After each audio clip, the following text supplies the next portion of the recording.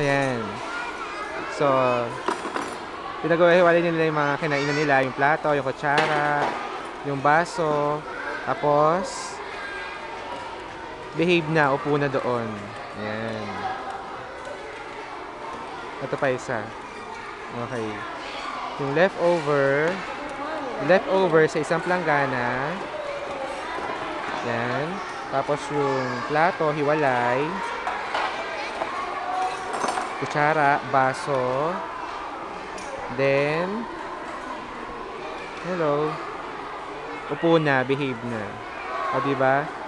Ganyan sila dito ka-independent. Tuturuan talaga maging independent yung mga estudyante.